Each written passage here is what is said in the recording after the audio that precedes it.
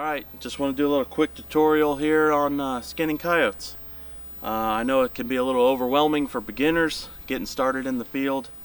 A lot of research they do is on what traps to use, where to put them, what to bait, lure, all that, and what to do to catch them. But once they do succeed out in the field, then they're scratching their head, okay, now what? Now how do I stretch this on a board so I can sell it? So we have a coyote right here. We're going to demonstrate that. This is just a quick basic skinning demo here.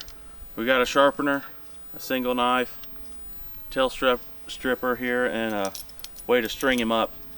And this is no fancy way of doing it. It's just quick, easy in the field. This coyote was caught a few hours ago, so rigor mortis is already starting to settle in. It's a little harder to deal with. They don't move as much, but you can fight through it and it's pretty good. But ideally, if you have time and you're in the proper situation, if you catch the coyote, if you can skin him right then and there, more power to you. It's great because they peel a lot easier. They're just easy to work with. So we'll go ahead and get started on this one here. First thing you want to do is get him by the back foot here. Any old dog chain choker, this is nothing fancy. A chain with the loop will work. Pick any leg you want here on the back, 1 foot. And we're going right behind that heel. Then we're just going to hoist him up. We're in Arkansas today trapping. We've trapped a little bit everywhere in the south and out west, and of course in the Midwest back at home. Charlie just caught this one, like I said, a few hours ago. We're actually filming for our YouTube show. Figured this would be a good little segment to throw out. So I got him kind of low right now, and I can readjust this as needed. I want him low to start because I'm going to start on his hind quarters. Let's see if that holds.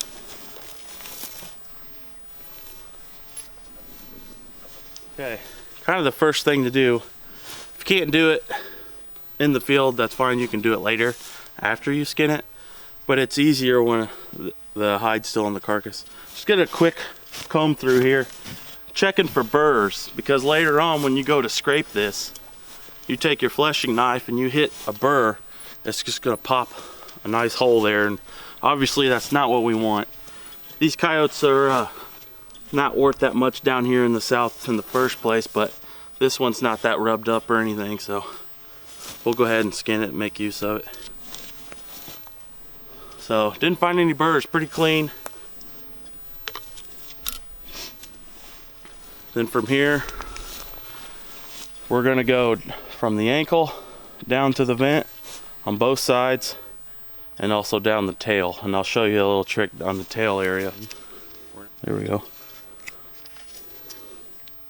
Just follow that back of the leg. Normally I would probably do this on the tailgate beforehand. It's a little easier before you hang them, but you get the idea of doing this. So there's one slit there. We can come up here, start another one.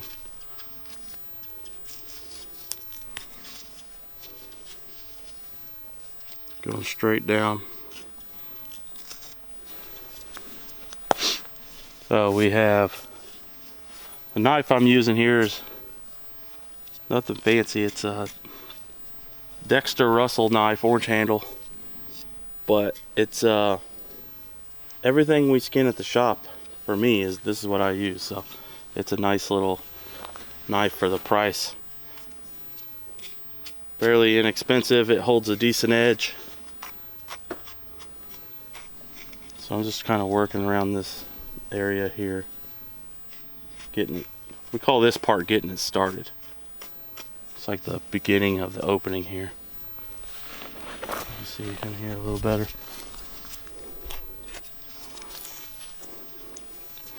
Now on this heel here,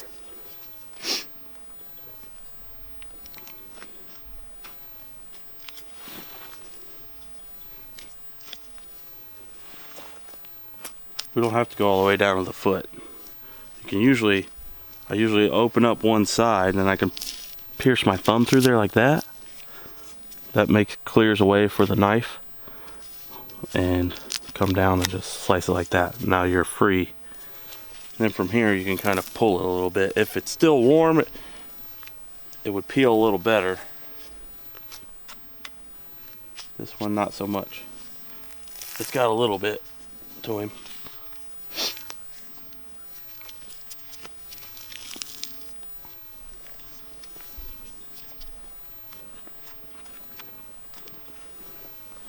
Should be pretty obvious, but I'll go ahead and say it. When you're going to peel the skin, careful where this hand is with this knife. You're peeling, you come off and, you know, jab yourself by accident. I'm sure it happens.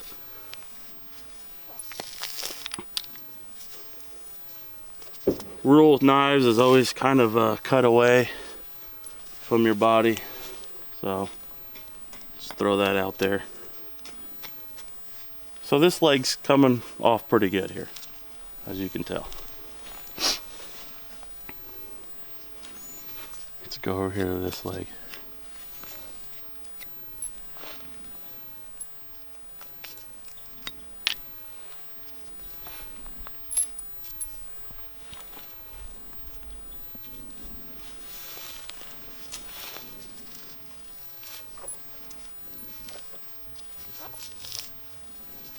Yeah, just peeling down.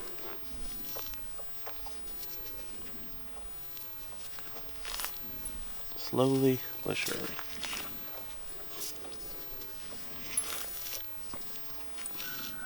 So there we have pretty much both legs exposed here. Make sure I got a clean cut. You don't want to go. Say if you accidentally nick a hole. If you go to pull, you have to be aware of that because you might just stretch that hole out. So keep that in mind when you're working through this.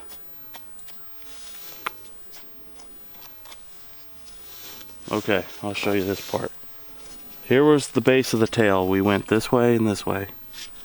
Now we have the tail itself. Now I need to get under it.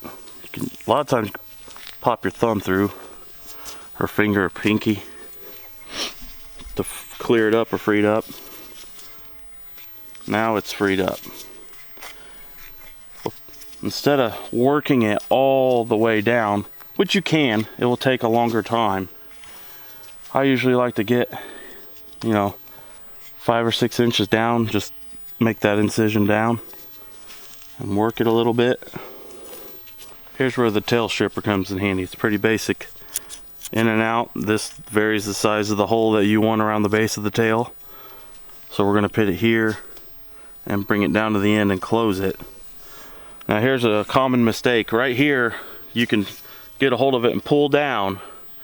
A lot of times you could pop the bone out of there and you're fine. Well, sometimes the way that grabs, you could accidentally rip the tail out. So more of a safer method is grab here and grab this space up here with your other hand, and you're actually pulling apart at the same time. It's kind of like pulling a bow back. You're not pulling all this way, you're pushing and pulling at the same time, all that energy. So you can strip this out without ripping the tail out. Just like that. See how it popped out? Nice, clean.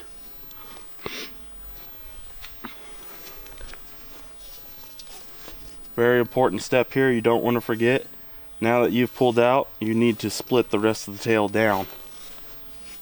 Otherwise it will spoil and rot on you. You got to get that opened up. So now we're free and clear on there's the tail.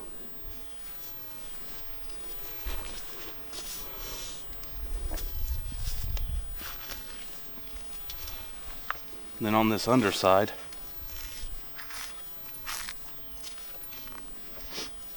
we're just gonna peel as much by hand, get this area here together.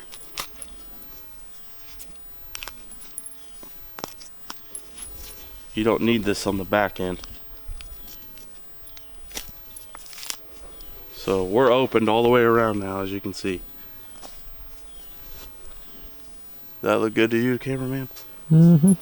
Now I'm gonna adjust him up a little bit, so I'm not killing my back. It's easier to move them. Try to work smarter, not harder. This is better on your back for sure. Pull this down.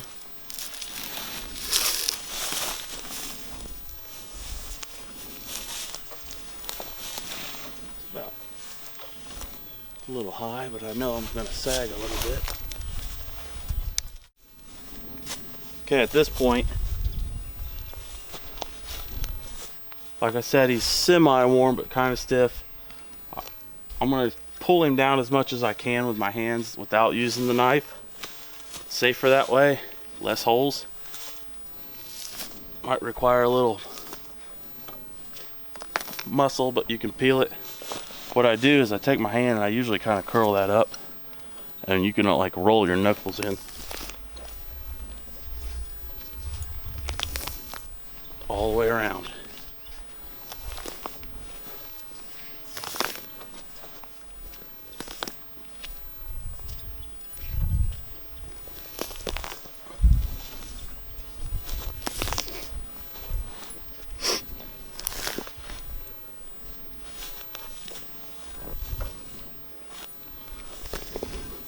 Quite a bit of fat on this guy. This white here, all this is fat. So this coyote was eating good out here. Rabbits and whatnot.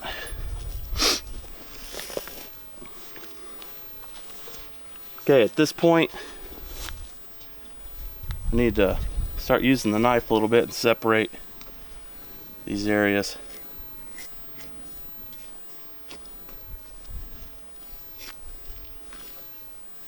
If you want to come a little closer, I can show you what I'm looking for to cut. This is all meat and fat up here, and this is distinct line here. That wider area, that's the hide. Sometimes it's hard to tell depending on the animal where you need to cut, but a safe bet is just go high. If you can't tell where to go here, take your knife and go up high with it and just slowly come down. Putting pressure on it, constant pressure in the areas you're cutting, will help that pop open too. Just nice and slow like that. And once you free some of this up, you can go back to kind of pulling on it again. See, it can be kind of tedious doing all this, but just take your time and get it done. Turn on the radio, or better yet, turn on the Trap House podcast.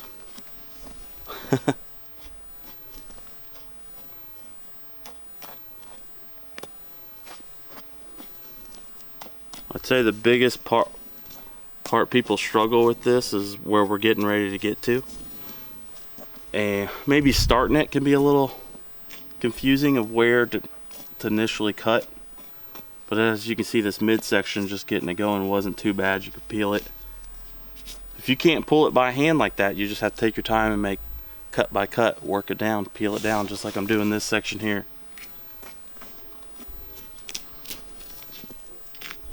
There's the back of the head here.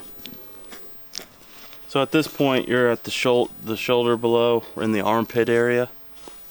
Very challenging spot.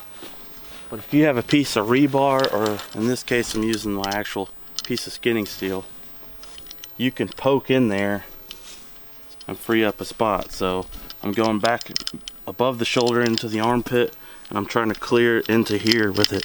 See how that popped through? But when you go to pull down on this to try and create space, don't use the handle because you could bend the handle. Use the whole steel. Grab it on the steel over here and over here. See how that peeled real nice? Got a nice window here. Same thing over here. I'm in there. And just put your weight on it and peeled it down. So now we're free. We're coming up to the spot where we cut the legs free. There's a lot of arteries down in this area of the neck and arms. If you nick those, it's not the end of the world. It's just gonna be a little bit more messy and bloody. No big deal.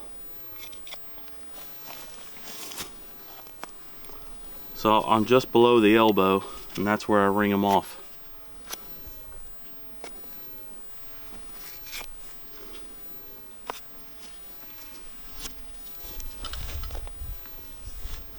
On both sides. There you go. So we're down to the head.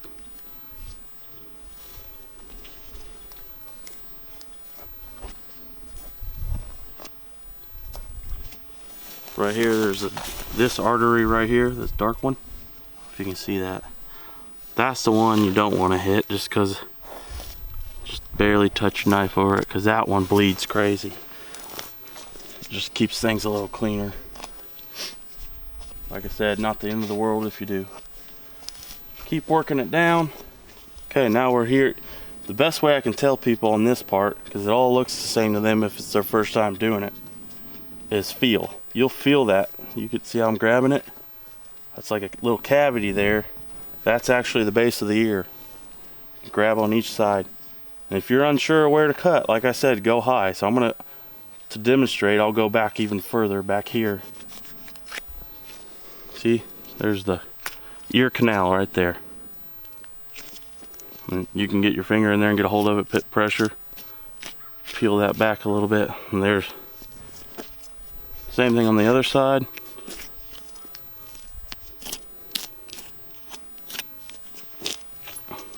Okay, both ears.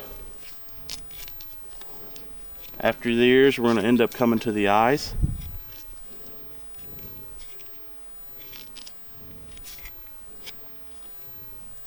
Same thing, feel with your fingers. You can feel where that eye socket is. Keep your knife high, you'll cut over it. There's one. I can actually put my finger in there and pull down so I don't slice the eye. So, pretty easy. Come over here, same thing. I can tell, I can feel it. I'm cutting it high. So there it is, two eyes. Now you come to the mouth. You're on the side and the corners. You can feel that groove too. Just pop your knife in there and pull out on both sides. Same with this side. See that? Now you can just put your hand in there to hold on and pull down as you cut down.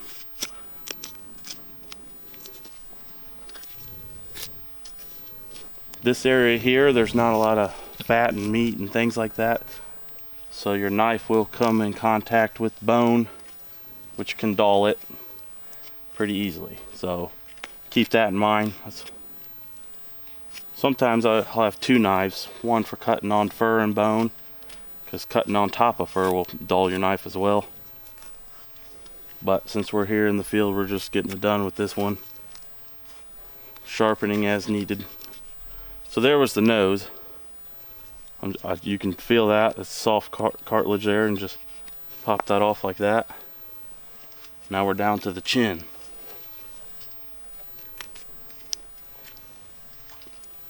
Now for selling purposes, a lot of them don't keep the chin, they actually just cut it right there and be done with it. But if you wanted to tan this and keep it for yourself, we usually keep them on, they just look kind of cool. We also do taxidermy. Totally different process of skinning. If you were going to try and mount something like this and you're in the field, I would suggest call your taxidermist to see how they would prefer it depending on the type of mount you want. But that's it, bottom lip. Now at this point, if you're in the field, you don't have time to scrape, you need to get this in the freezer as fast as you can, and the best way to freeze it is hair side out. it helps eliminate that skin side from getting freezer burnt if you don't get to it in time. So you can give this a little wash later, a bath if needed, but that's it.